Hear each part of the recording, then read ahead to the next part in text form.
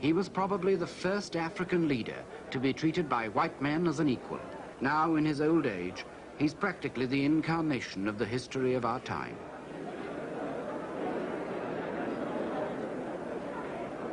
In Europe, the bloodiest of modern wars was being fought with tanks, machine guns, and poison gas.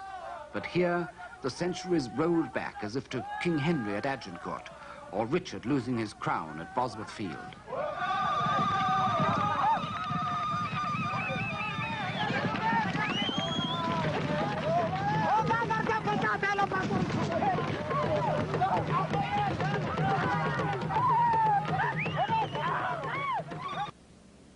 Joining the new League of Nations, he put his faith in the latest post-war watchword, collective security.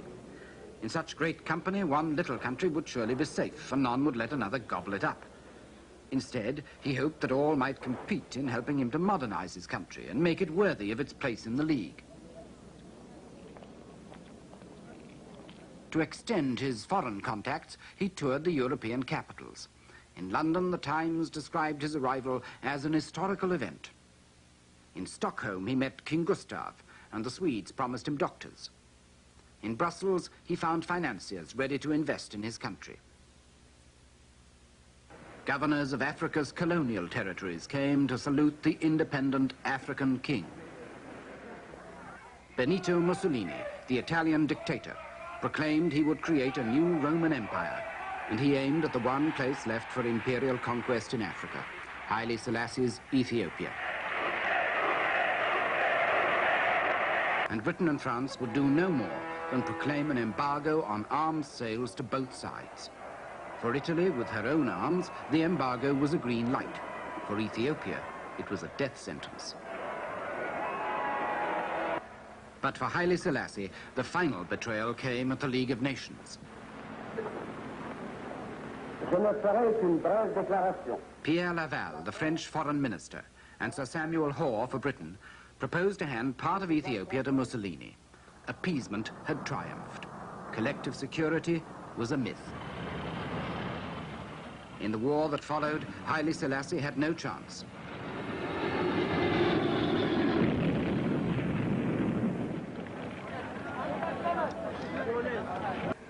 Ladies and gentlemen, the second speaker on the list is His Majesty the Negus Haile Selassie.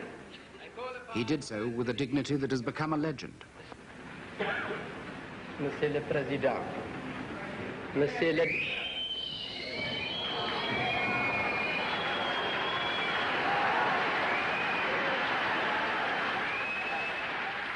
The jeers of fascists in the gallery did not stop him. I am here to claim justice, he said. What reply shall I take back to my people? There was no answer, and there could be none. The League was dead. So, said the Emperor, it is us today, it will be you tomorrow. He created a network of tiny airstrips that broke down the isolation of the interior for the first time.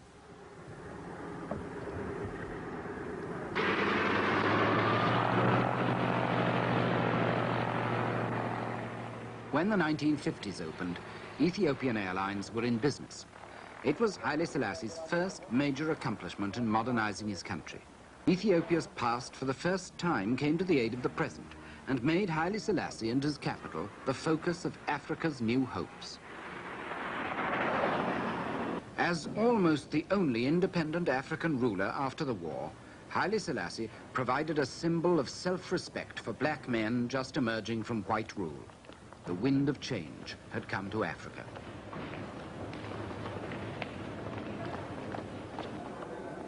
Recognizing the emperor's unique position, the United Nations chose Addis Ababa as its African headquarters, and he embarked on a new political career. The age in which we live, Your Imperial Majesty, is an age of paradox. In his brand new Africa Hall, Haile Selassie presided at innumerable meetings of his new revolutionary colleagues. He became the great African father figure, the great African peacemaker, in the Congo, in Biafra, in Morocco and Algeria. It was a strange apotheosis, for the King of Kings. He didn't always succeed, but his voice commanded respect, because he alone in Africa had been both victim and victor in the struggle against colonial rule. He alone had been the first martyr of the old Leagued Nations and was now a founder and guide of the new United Nations. Seeing his influence in the new Africa, the world beat a path to his door. The Organization of African Unity followed the United Nations and set up shop in Addis Ababa. Diplomats and businessmen flocked in. Within a decade, the face of Addis Ababa was transformed. The signs of international affluence towered over the old open drains.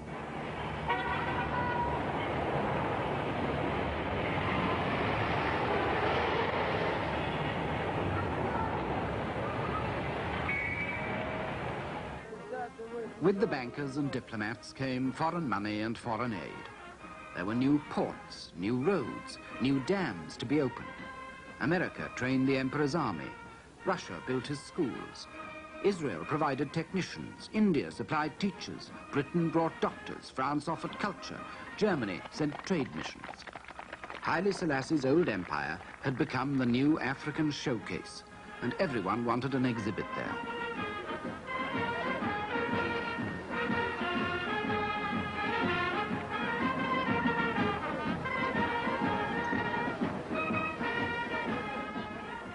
Today, Haile Selassie is besieged by foreign delegations hoping to catch his ear. He balances these contemporary forces to strengthen his own independence as shrewdly as he juggled half a century ago with the rival tribes and princes in his old fight for power. One day it may be a Japanese delegation, the next day a mission from Maoist China. It doesn't matter what political persuasion they are, they all see Haile Selassie as an essential link to the rest of Africa.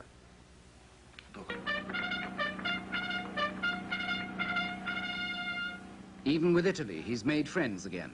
On a state visit to Rome, 30 years after Mussolini's troops had been driven from his country. His name is everywhere. His presence seems all-pervading. His word seems law. In his old age, it looks as if Haile Selassie has routed all his enemies at last, to emerge supreme, as if the all-wise and benevolent Lion of Judah has prevailed.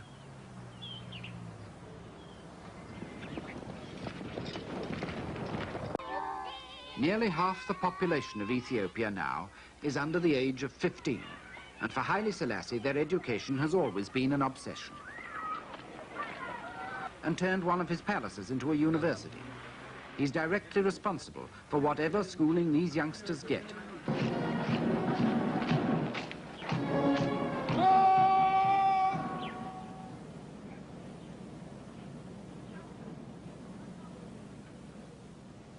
Haile Selassie is a lonely man now. His wife, 2 sons, a daughter are all dead. To have survived them for the better part of 55 years in power is something unequaled by any ruler in the world today.